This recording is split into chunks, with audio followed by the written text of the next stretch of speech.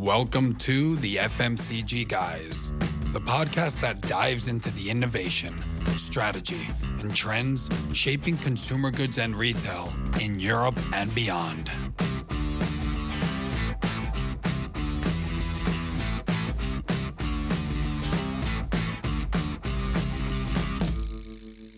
Welcome to the FMCG Guys podcast. I am Daniel Torres, and when I'm not hosting this podcast, I'm the Director of Executive Search at Wire Partners, recruiting top talents in the consumer goods and retail industries, which is exactly the industries that we cover on this podcast, speaking on a bi-weekly basis with top talents, leaders, luminaries, and others in the consumer goods and retail industries. And remember, if you're not following us yet, you should follow us on LinkedIn, joining a community of 15,000 plus members and counting.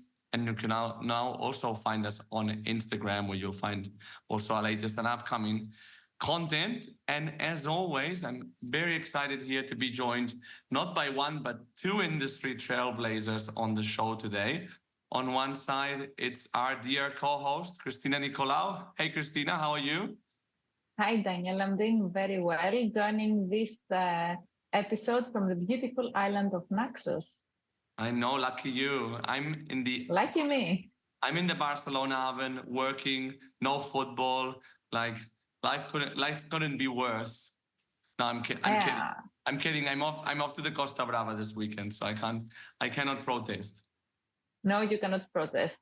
Life in Barcelona is good as well. Exactly. So on the other side of the table, I'm really excited to have someone that I'd been planning to have on the show for a while. And he's one of the top voices in, I would say, in global e-commerce. And it's no other than Sean Summers, who's a Chief Marketing Officer and Head of Ads at Latin America's mighty e-commerce leader, Mercado Libre. Hey, Sean, how are you? Hi, Daniel. Hi, Christina. Joining, just to keep on the theme, joining from the south of France in Nice, where I'm working. My family's on holidays and I'm working, from everywhere. So enjoying the beautiful weather in southern France. Not too bad either. And Sean, I have to say, it is strange to speak to you in English this time, because normally we speak in Spanish, me with my terrible Catalan accent, and you're with your Argentinian accent. So it is a different setup now to speak in English. Absolutely. Just for the audience, I have to explain the very British, Irish and British name and the very, Argentinian accent. I'm a product, of European immigrants to Argentina. So my grandparents were Irish and English, and on my mother's side, Spanish and French. So it's a weird combination. Born in Peru, raised in Argentina, and I left 22 years ago when I got married to Esperanza, and we started a career, and we've been moving around since then. Excellent. A career, by the way, Sean. Now you're working in Mercado Libre, which is Latin America's e-commerce leader, so a retailer, if you want to call it like that. But you actually started your career in our beloved FMCG. Tell us about that. Yeah, I spent the early years of my career in PepsiCo, a company that I loved, and a company that has given me a lot. And I still have a lot of friends, in leadership positions there. So I went to night school back in Buenos Aires. So I studied business administration at night. So I started working when I was 18. I was lucky to get to Pepsi beverages. When I was 20, I entered as a trainee at the bottom of the marketing pyramid. I think I redefined the bottom. I was like 3 levels below the bottom. But, from there, I crawled my way up. And, it worked out pretty well. I spent most of my first 14 years, in Pepsi. And I say most because over the years, I did 3 years in Argentina. And then I left in 99 to do a startup, an e-commerce startup, a B2B marketplace in the first stage of the internet. Wow. I raised the money. I launched the company. It didn't work out. It was a marketplace in the FMCG category, so close to home. That didn't work out. And after 3 years, Pepsi was happy. I said, well, we're happy that you had that experience. Why didn't you come back? And we offer you an international career. So I moved to Mexico. I had my first international assignment as a marketing manager. Spent 3 years in Mexico. Fantastic place in every sense, as a first professional experience, international experience. And then I left for a second time to do my MBA in the US. That was a personal objective that I had for a long time. And luckily enough, the company came back 2 years later, and they were very happy that I spent a lot of money in my education. So they invited me to join for a third time. And this time, taking advantage of my British passport, they sent me to London, where I joined the Walker's team, the food business in the UK as a marketing director. I was, a marketing director for the smaller part of the portfolio, Better For You snacks. And there I managed to grow. I spent 3 years then running marketing for Quaker, and then for Quaker and Tropicana.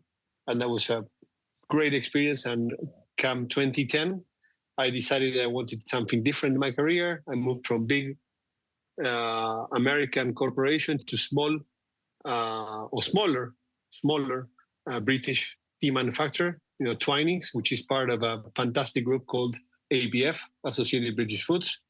And I was their marketing director for the UK and Ireland. Interesting, very the Argentinian. Well, Yeah, absolutely. One of the oldest brands in the world, created in 1706, super traditional. So imagine, the Argentinian trying to sell tea to the English. It was a fantastic experience with a great team led by John Jenkins, who today is, the CEO of Hobbies, and an incredible project. It was a very entrepreneurial company.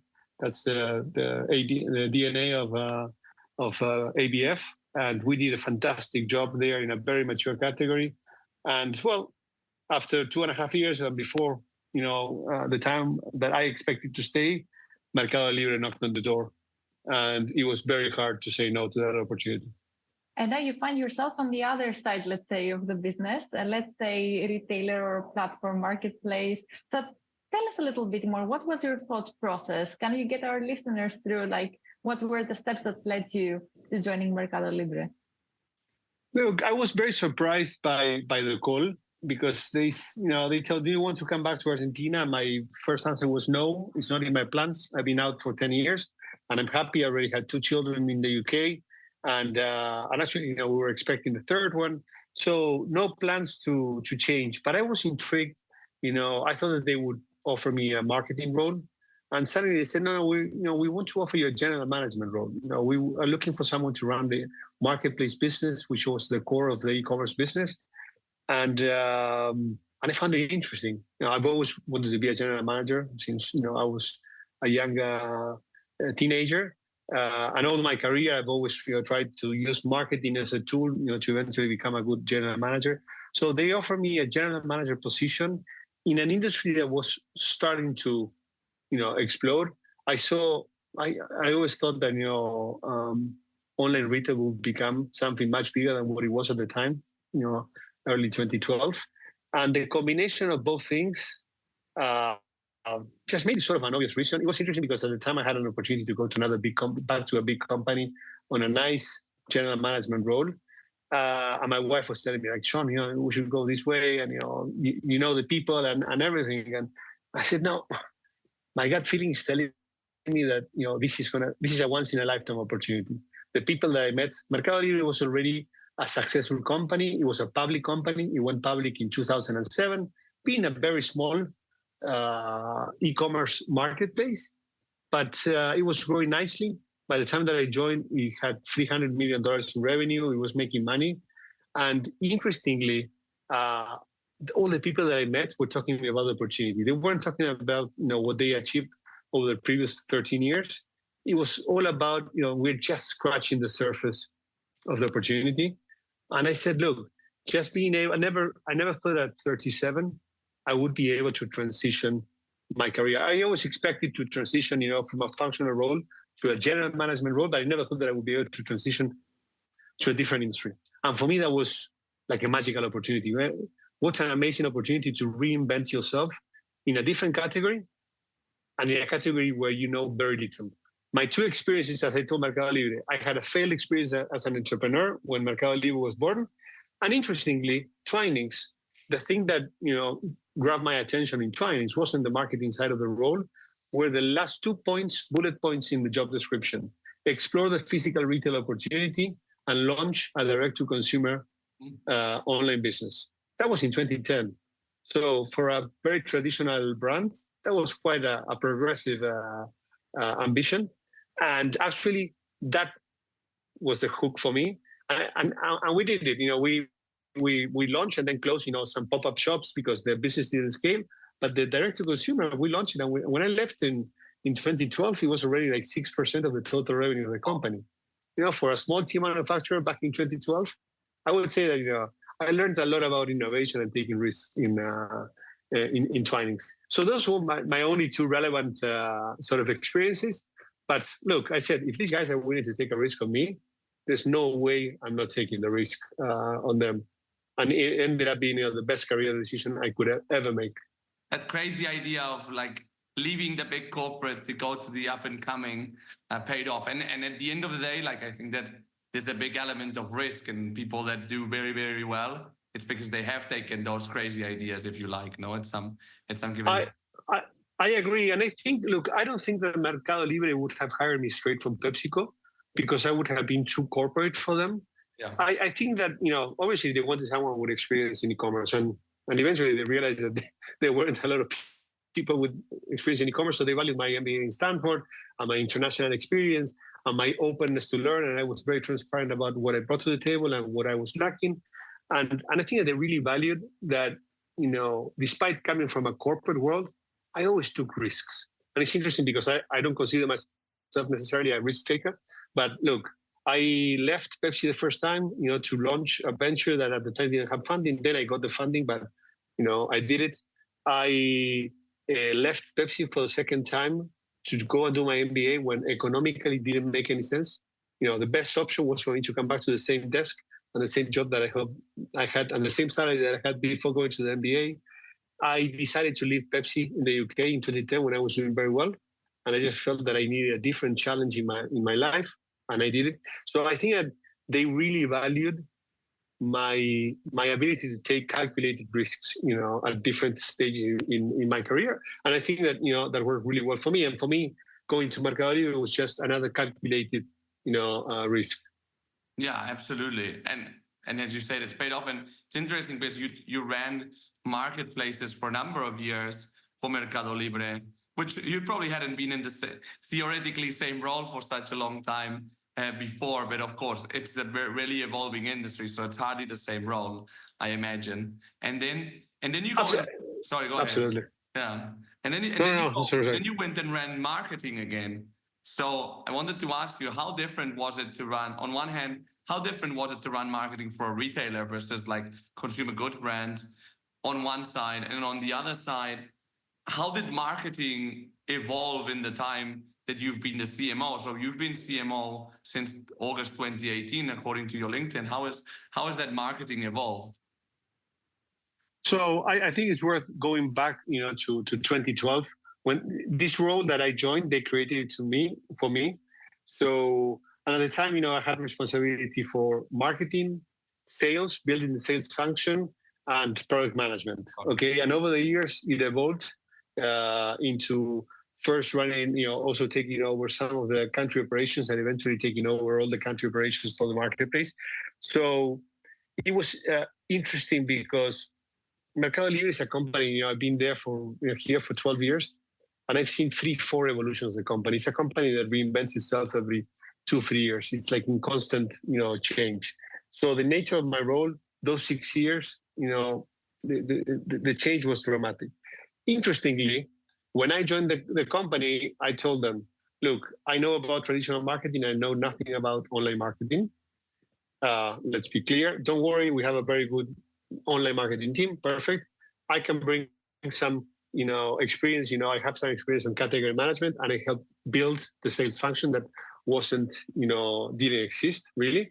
And I know very little about product management, very little, and I'm very interested in learning. But, this is a technology company, and it's all about products. It's not about marketing. And the one thing that you have to understand is, what's your role? In FMCG, marketing is king. In technology, marketing is like almost non-existent, okay? So the fact that I started building or rebuilding the marketing function as a general manager helped me a lot, because a week or two after I joined the company, I realized that at the time I knew almost exactly the same as the person I knew the most about online marketing. So I said, oh shit, we're in trouble. But you know what? I built a very, very good team of people that complemented me technically. It was very technical. So historically, Mercado Libre has been built on a performance marketing basis. So our bread and butter, we were the first client that Google had in Latin America. Even before they discovered where Latin America was, we knocked on the door and we said, guys, we are south of the Rio Grande and we want to buy. And for the first year and a half, they were billing from the US because they didn't even have an operation in Latin America. So I think that that's how the company was built, spending some money, mostly performance marketing. But from day one, Marcos, the founder, and the team, they believed in marketing and brand building in a sense because, we had branding campaigns every now and then, even from the beginning. So I think that even though we don't believe in marketing, we sort of believe a little bit in marketing. But I think it was an evolution where for the first year, it was all about, rebuilding the performance marketing machine. And at some point we said, okay, look, this performance marketing machine allows us to fish inside people who are already in the online world. And that's great, but at some point, our ambition requires us to bring other people from the offline world. So we felt very comfortable over the years to start moving into online, to a traditional promotional calendar like any offline retailer, and eventually into branding. And, fast forward today, we are probably one of the biggest advertisers in the entire region. We have 52 weeks on air on branding campaigns, on promotions campaign. We are massive on performance. So we have the full stack. The interesting piece is when I moved into the marketing role, this was a non-existent role. So, and it came out of a conversation with Marcos and with the CFO saying, look, we are a product company, and it coincided with, our fintech business, which historically had been just an online payments business. Back in 2016, we saw an opportunity to expand that and turn it into a fintech company. And we realized that, marketing should play a bigger role in differentiating from the competition. So come 2018, we realized that we need to strengthen that marketing team in fintech. And from those conversations, I just realized that look, probably until that moment, marketing was a function inside the business unit. And I said, guys, we need to graduate marketing and turn it into a cross-belly function. And I was naive enough to tell Marcos, this is my vision. And I'm happy to, spin off my marketing team, which at the time was the biggest one. And I help you recruit a CMO because I want to continue being a general manager. I was very happy with my general management role. And he said, okay, but why don't you try to do both roles? I said, these are two full-time jobs and there's going to be conflicts of interest to manage. I don't think it's doable. He said, okay, I buy your vision. So for the next year, you have to do both roles. You have to help us out and try to, start this reorganization and hire a CMO. And long story short, I realized that, this was a massive cultural change and this was an inside job.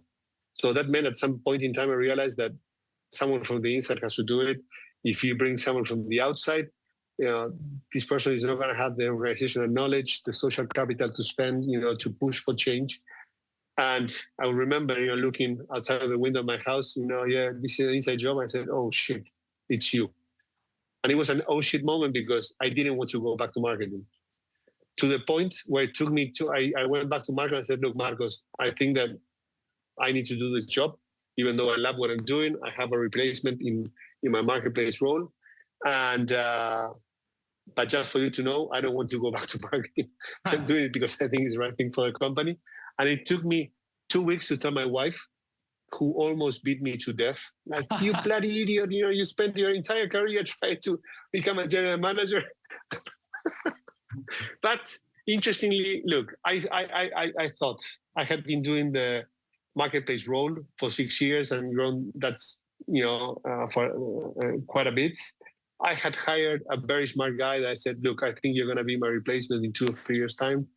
I thought that it would be an interesting learning experience to have to push, change in an organization. And this is an organization very dynamic, as I mentioned. Still, organizational change is not easy. You're talking about human beings and changing ways of working. And then for me, it was an opportunity to get much more exposed to fintech. Until then, we were still mostly an online retail business. Now we are fully fledged, e-commerce and fintech company. So I also I said, look, this is going to push me again outside of my comfort zone. So let's do it and let's trust that things are going to play out the right way. So that's what I did, and that's what I've been doing over the last 6 years. But 3 years ago, Marcos, came to me when Stelio, our co-founder, retired, and he said, "Look, you know what? I know that you want to go back to running a business, and we have this opportunity. I think that the Mercado Ads business is growing quite a bit, and it's going to play a much bigger role. And it's interesting because you can play a very unique role with your CMO hat. You can be, what we are today, which is a big advertiser. With your Mercado Ads, hat, you're trying to build a big online platform. So you're going to be a publisher. And we think that, I think that there's going to be an interesting dynamic. All the things that you demand, through your marketing team from your online partners like Google and Meta and TikTok, turn around and demand the same from your Mercado Ads team, so that we build the biggest and strongest retail media business. And in between, this whole concept of entertainment and retail sort of mashed up. And I've been helping, with a leg in marketing, a leg in Mercado Ads, building our entertainment business, which is the distribution of premium content, platforms like Disney Plus and Max and Paramount. And also, we launched our own ad-supported free platform inside of the Mercado Libre app last year. So it's been an interesting, combination of 3 different roles, all of them complementary, but 3 different kind of challenges. And they gave you the ads opportunity just before retail media became like a huge thing as well, which we'll go into in a minute. Sorry, Christina, go ahead. I was just commenting that not only did you get back to marketing, you even created the role for you to get back to marketing. And now you're again evolving this back so that you can get back onto the business side. But you've mentioned fintech a lot. And I'm sure our listeners will be very keen to understand a little bit more, because Mercado Libre is not just Mercado Libre. You've got Mercado Pago, Mercado Crédito, right? And even the logistics side, which is, if I'm not mistaken, Mercado Envio. So could you tell us a little bit more about these sides of the business? And also, we know that LATAM is, evolving a lot as a market. So how do you think Mercado Libre has played a role in the evolution of the region? So, I would say today we have simplified our brand architecture. Being very entrepreneurial was a nightmare. So the Mercado Crédito, Mercado Envio, today is very simple. We have one mother brand, which is Mercado Libre. We have a sub-brand, which is Mercado Pago, our fintech brand. And all the rest, we have very few brand extensions. And mostly what people used to call brands, they are now products or services, And, we went, we had a whole combination of different colors. Everyone launching a product, try to build a brand. And we said, guys, all of these things, they either exist inside of the yellow world of Mercado Libre or the blue world of fintech with Mercado Pago. So Mercado Crédito is no longer a brand. Credit, credit is a fundamental part of our fintech business. All of it, under the Mercado Pago brand. So I would say fintech. We started in fintech through online payments back in 2004.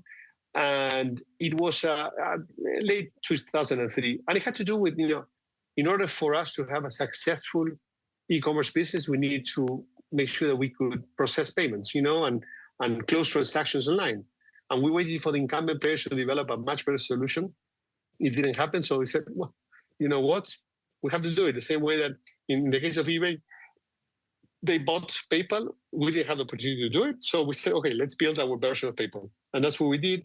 And at some point in 2007 or 8, the product was good enough that we started offering it to other e-commerce players, and they adopted it.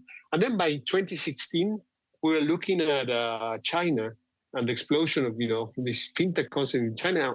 And we came, Osvaldo, who is the CEO of Pago, came back, with the team and said, look, the opportunity for Mercado Pago is so much bigger than what we've been thinking over the last 10 years. It's like, there's a massive opportunity, in the acquiring business, building payment solutions, but not just in the online world, but in the offline world, like, with Square type devices. So that was the first sort of innovations that we did. we expanded our acquiring business like massively into the offline world. And then we can turn these online payments into actually like a digital bank, full service, digital operation. That's what we've been doing since 2017. We start with products or services that are very close to home. So the same way that online payments was to solve a pain point inside of Mercado Libre. When we started, credits, the first credit product was for our merchants who were telling us, look, I cannot grow faster in Mercado Libre because I don't have working capital. Well, you know what? You have like most of your sales in Mercado Libre. I know that you're not going to try to screw me. So I'm willing to give you credit for you to buy more merchandise that you're going to put in the Mercado Libre platform, who's going to, that's going to help the flywheel. So, and eventually, that's what we've been doing since then. Today, Mercado Pago is one of the biggest, one of the two biggest fintech companies in Latin America.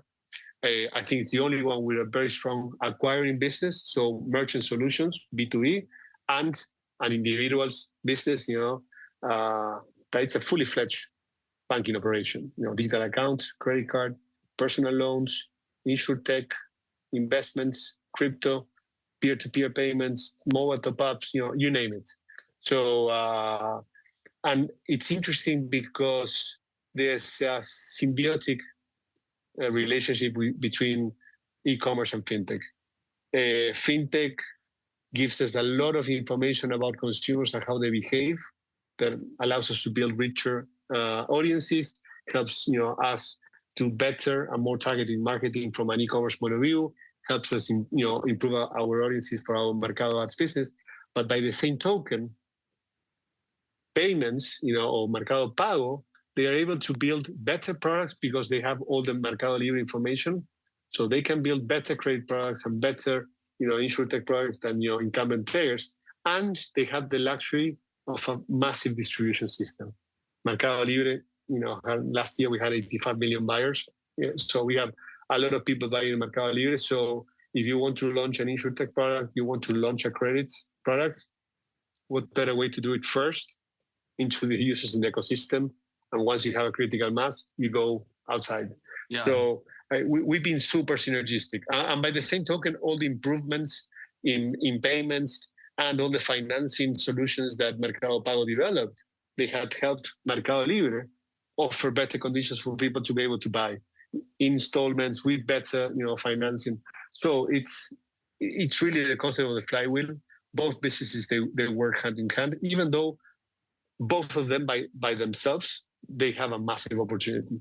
And to your point, Mercado Libre has been doing incredibly well. So we're turning 25 years end of next week. And yes, we're super proud of what we have achieved. Last year, we did almost $45 billion in sales in the marketplace.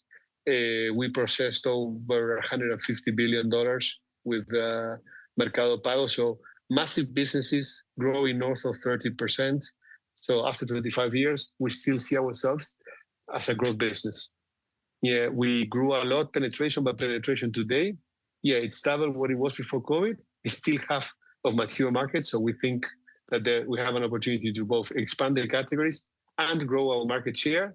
And in the case of fintech, particularly, solutions for individuals, we're even, behind, the amount of underbanked or unbanked consumers, in the region is still massive. So we're just getting started. And Sean, you're just getting started, but it's been pretty amazing. Over the last 10 years, let's call it, of e-commerce growth, you've really managed to be the number one company from Argentina that's number one in the two biggest markets in Latam, Mexico and Brazil, with competition coming from the outside, with a lot of investment coming from the outside to be your competition. What's been the key to Mercado Libre's success and to be able to keep that dominant position? I think we love competing. We've been competing since day one, and Latin America, I don't think that it's the nature of most markets. They don't like competition. I guess any business owner would love to have a very strong position. But my point is, we are good at competing. And I think that, and I'm going to come, we've been competing, when we launched, we were competing with another like 40 other people trying to do auctions, back in 99, and only 2 survived the first wave of consolidation, and eventually only 1 transition to the next phase.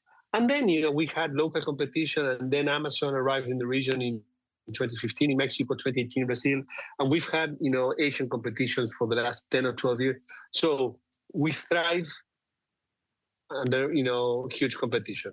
Instead of taking a defensive position, we see that as first, we have more people helping us change habits, because it's very hard, to change, habits, move from the offline world to the online world if you're the only one pushing, the cart.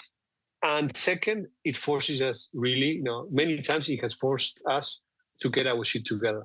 And we're very proud of what we do well, but in general, we're very critical of what we mostly, do, or we either do it badly or we can improve significantly. So having very good competition has always forced us to, innovate faster, improve our products faster. And I think that pace of innovation, it's quite unique. It forces us to try to be one step ahead of competition, which helps us, remain in that place. And I think, we have a culture that it's, we're willing to take risks. Sometimes, we need to lose money in the short term to, until we get to critical mass. Sometimes, we launch things that we don't know if they're going to work at scale.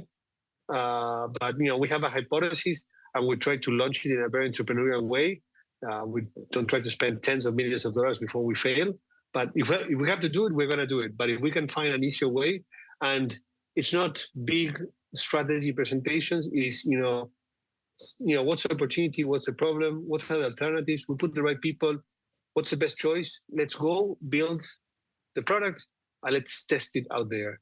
Let's put it in the, in the market, and let's see how consumers react. And based on that, we start iterating. So I think that the agility that we have and the ability to build very strong products.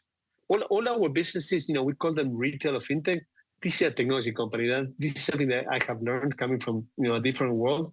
This is truly a technology company. And going back to my previous comment about understanding what's the role of marketing, over the years, I've always said, look, marketing can accelerate a good or a good enough product experience. We cannot compensate for a bad product experience. And every time we try to spend our way into adoption, if the product experience wasn't good, we have always failed. So we always take the long route of, look, the product has to be not perfect, but good enough to get some traction. And given that it's a very competitive market, I then think that having good marketing, smart marketing, helps us. And that's what has happened. Interestingly, I would say I always joke, but it's half joke and half truth. Even today, if you ask the people who are putting more money in marketing every month, do you believe in marketing? They're going to tell you, now we're a product company. If we build it, they will come. So there's a very healthy sense of, they don't believe in marketing, but every month they're giving us more money because they see the results. So I like that. I like that tension. We are taking a test every month, but when we prove that we are delivering on the multiple levers that we have, businesses they are putting the money. So in the end, I don't hear what they say. I look at what they do, and they are putting more money. But I do think that there's a very complementary role for marketing and product. And it sounds like a very constructive, let's say, relationship, right? That kind of tension that exists. And I feel it's very impressive that after 25 years, as you said, and happy birthday to Melly, that you still have this entrepreneurial mindset, right? And you haven't lost it and got into the more corporate way of the long strategy presentations, as you mentioned. So before, when you were mentioning all the ads business, because we moved away from it a bit, and I would like to get back to that. As Daniel mentioned, you got into this whole thing while in the rest of the world, we had the beginning of this retail media craze, everybody going behind retail media being the next big thing, a lot of the digital ad money globally going behind retail media. So I was wondering, what is the scale, first of all, that it has in Mercado Libre right now? And what is your approach to the whole ads space of your business? So We launched our Mercado Ads business back in 2008, before the concept was even created. And it was all about, our sellers want to highlight some of the products, and they're, looking for an advertising solution. So we developed something very, very basic.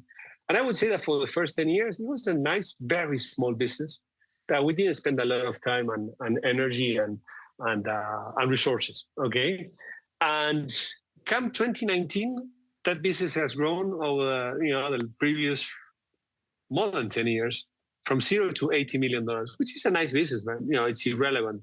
By then, 2019 mainly had a $1.5 billion revenue or something like that. So 80 million wasn't something huge. But again, we look a lot at what happens in the outside world, and we try to make sense of what is relevant for us and what isn't relevant for us, and what might be relevant today, but other things are going to be relevant tomorrow, and how they are relevant, for us. So it's not about copy paste. And we realized, we saw, Amazon in particular, growing that business significantly. We said, well, we have all the ingredients, but we have never taken it seriously. So what we did, we put, more senior people to run the business, and we put technology resources. It all comes down to improving the tech stack. Our product was suboptimal, shit, I would say, pardon my French. So once you put smart people, and the roadmap was quite clear. We first need to develop solutions that helped our seller base, which is massive, to sell more products. So we spent the first 3 years revamping and improving our search solution, and that has really worked for us. And then the next 2 years, 2022, mostly 2022 and 2023, building our display or rebuilding our display solution, our demand side platform, our ad server, our own data management platform. So a lot of work behind the scenes to build a more robust solution. So fast forward, what we had last year, that business grew from $80 million in 2019 to over $700 million last year, and this is going to be clearly well north of 1 billion. So we have a massive retail. We're by far the largest retail media company in LATAM, and interestingly, still with more, and we have expanded our product solutions, to mid funnel. We have a much better display solution. We have branded ads. We even have video. So part of launching Mercado Play, which was sort of a startup that I launched inside Mercado Libre, this ad-supported entertainment platform that lives inside of the eCommerce app. That was a startup, but it was about developing a surface where I could serve video, so that I had search capabilities, display capabilities, and video capabilities. So I think I look at this year, and I think that we're still very much a retail media company, and I would like to believe, and we will have to work a lot over the next 2 or 3 years to see Mercado Ads evolve from being the strongest retail media company to being a very strong media company.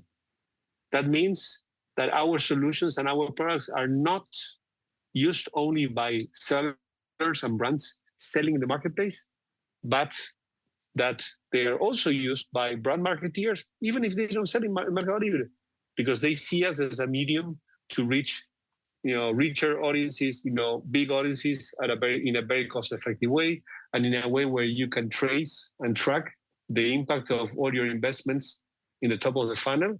What's eventually the impact that they have, down the funnel in sales. So if we build those capabilities, I think that's going to be a very unique solution in the world, and very desirable. And for us to build a scale, it's interesting because that video and display solution needs to go outside of Mercado Libre. We have massive audiences, but if you want to be relevant, and with my marketing hat as a media buyer, I want bigger audiences. That's why we started doing deals. So we early this month we launched our partnership with Disney.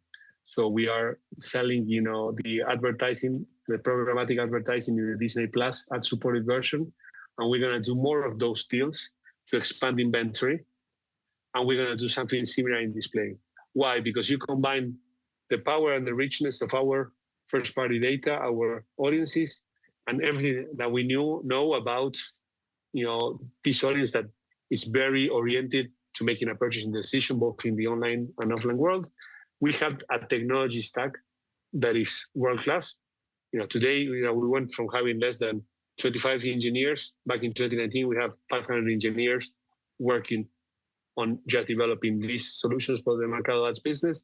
We have the go-to-market, so we have relationships, with tons of brands and with tons of sellers. So I think that the next iteration of Mercado Ads is going to continue evolving retail media, which I think is going to be a strength because the marketplace is going to continue to grow, and start building on top of that all these mid-funnel and upper funnel solutions that are relevant even for what we call non-endemic advertisers, so people that don't operate necessarily inside of the ecosystem. So I'm really excited about where Mercado Ads can be in 2026, 2027. Yeah, actually, that was my question. Like, if we look 3 years from now, call it 27, 28, where do you see Mercado Ads, Mercado Libre? Like, where do you see the company in general? Because ultimately, yes, it's different businesses, different sources of income, but it's a whole ecosystem that you're building here, no? I think we will continue to be a massive commerce operation, retail operation. Again, $45 billion last year, growing north of 30%. We don't guide the market, but I look at all the engines. We're firing on all engines, so why not? We see ourselves as a growth company. Fintech acquiring is going to continue to grow. Acquiring is growing like a triple digit over the last few years. So I think that the opportunity is still there to keep capturing, volume.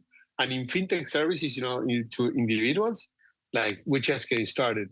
There's a leading player in Brazil who has done a fantastic job over the last 12 years, which is Nubank. And we will have to catch up with Nubank in Brazil. But we're gonna play head to head in Mexico. So it's interesting. Where I see both businesses being significantly bigger. The strength of our logistics network, it's amazing. That's a business that we knew nothing about, and we started building from scratch in 2018. What's the formula? We put our smartest people from the business side and our smartest people from the technology side, and we have built all the technology with which we run our logistics and fulfillment operations. And that's, honestly, I look at it slightly from the outside. I'm impressed. It's one of the most impressive things I've seen in my career. That's going to continue to grow and become a competitive advantage for us. Ads, as I say, I think is going to turn into a very interesting media company. And it's an interesting dynamic because with my advertising hat, I'm one of the biggest advertisers in Google, if not the biggest, in Google, Meta, and TikTok. At the same time, I'm building a retail media platform that eventually is going to become, sort of a competitor. But the way we have very honest conversations with the guys. I have fantastic relationship. Look, this is an industry where you learn to have frenemies. And I always say, look, most of the money that we make in advertising, we put it back into demand generation because we want to continue growing. So there's sort of a flywheel in that sense.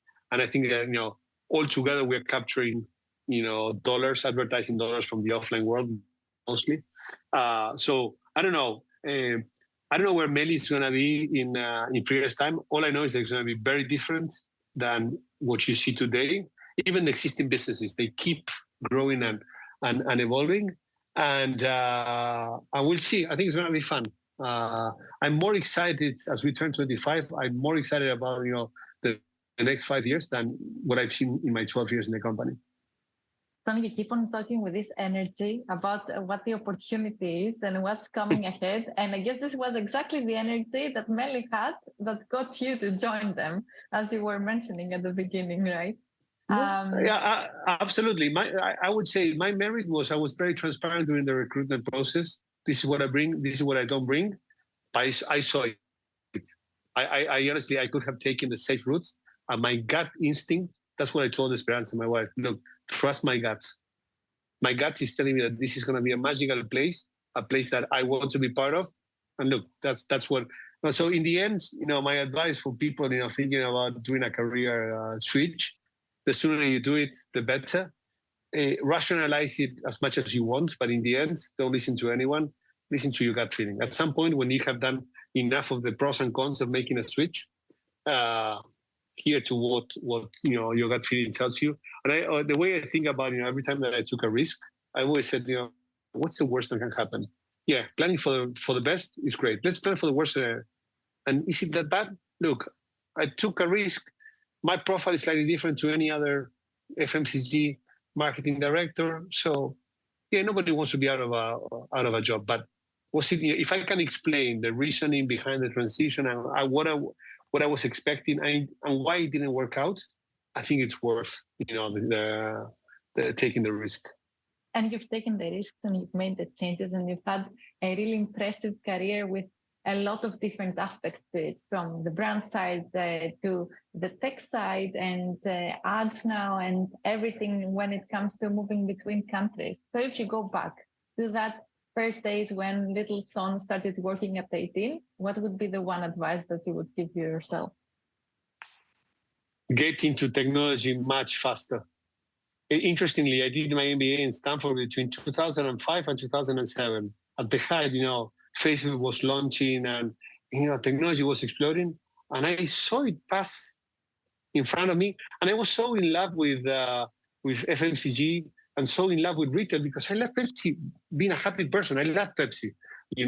So I learned a little bit about these other businesses, but I always had this mindset. I'm going to go back to retail, or I'm going to go back to FMCG because I love the sector. And if I could go back in time, I would say, jump into the consumer technology back in 2005. And even if I could go backwards in time, I would say, don't study business administration, study computer science, study statistics, study something that it's closer to the world of technology, some of the skill sets.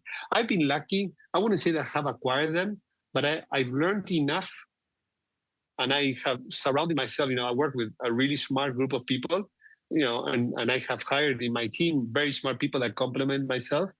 It's fantastic. But, it's a super technical role. It's a super quantitative, the marketing role.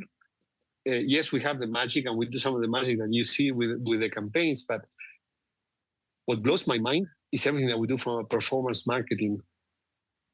Building our own attribution models, our measurement tools, integrating with Google, Meta, TikTok in a way that very few advertisers around the world have the level of integration that we have, doing what we do at scale, and listening even to my team when they come and every month they tell me a little bit about what they're doing. Some of the things that they are doing, they blow my mind in terms of the sophistication. And it is a much more quantitative role, a much more quantitative technical role, but still with the spice of the magic of branding. And I do believe, having gone through the entire journey of building this from the bottom, I do believe that everything that we're doing on top with branding, with taking risks also on our branding campaigns, that combination is what has made, Mercado Libre was when I joined, my friends were saying me like, are you kidding me? Mercado Libre? That's a shitty brand. What are you doing joining? Today, it's, almost a top 50 world brand in the Kantar top 100 ranking, one of two Latin American brands in there. So I do think that you can build a very powerful marketing machinery engine if you combine both the power of data analytics, but turn into action, not at a conceptual level, but actual tools that deliver business results, and the branding on top. And if I can finish on something, what has worked is always taking the approach that has worked for me and for the team. We are seen as a business function. We don't use marketing jargon. And that's one of the things that my boss told me. One of the reasons why I like you being the CMO of the company is that you are not in love with marketing. You're in love with marketing as a driver of business results.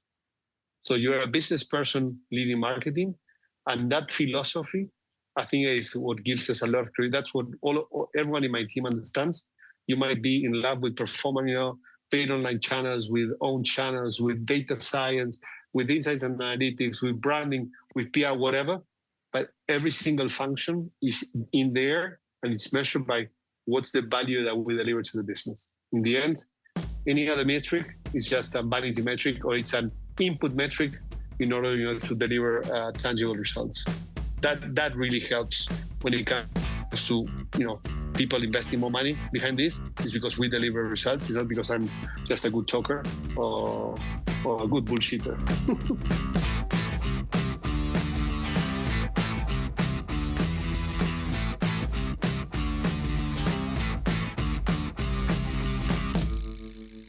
This was Sean Summers, CMO and head of ads at Mercado Libre.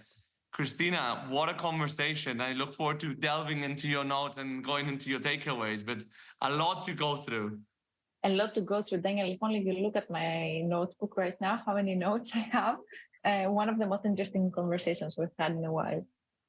Yeah, absolutely. I mean, I think that bringing that LATAM, that's why I really wanted to bring him on the show, because having that LATAM perspective, and I think it's just a formidable company that's really been able to innovate and really be a challenger to international behemoths in their home turf, but developing great solutions. So yeah, what are your tell me. Yeah, I was just thinking as you were speaking about how innovative Melli is, that also Sun was not part of the let's say the tech world before. So you can also acknowledge all the ways that this kind of entrepreneurial mindset is helping Melli with this rapid growth that we're seeing, which is very impressive. Absolutely. So what are your key takeaways from the chat? Okay, the thing that I've written down with the big letters is smart people. This is one key theme that kept coming up again and again in the conversation, right? So how, in Son's perspective, the fact that they're putting their best and smartest people behind the project, resourcing them properly in order to solve for a problem that they have identified. It's just, just building the right solution and having all the trust and as well as the capabilities that you need within the company to build the great product. I loved what you said that, with great marketing, you can accelerate the growth when you have a really good product. But if the product is not good, there's not much that marketing can do, right? Yeah, and he talked about, I like that he said, good products, smart marketing. That was a very good one. I like as well how they've actually, it's interesting because in Europe, I don't know if it really happened at scale, really building that ecosystem, that eCommerce plus fintech, now plus ads, it really all goes seamlessly, but you really ties in well together. I think that we have had a little bit of a similar conversation in the past. It's really about building for the people that are using your product. So they had some key issues, which was, how can I take payments? Or my sellers need more line of credit and they need to find a way to enable this to happen for them. Or even the way that they started with ads. It was not like, oh, I see a trend with retail media, let me jump on it. But it was rather, how can I highlight the products more successfully? Then how can I make search better so that my sellers can sell more? And that's what's making all the difference. And that's how you build a successful ecosystem. It's not because you're building it for the sake of building it or strengthening your brand, but it's rather because you're really keen to solve for problems that people have.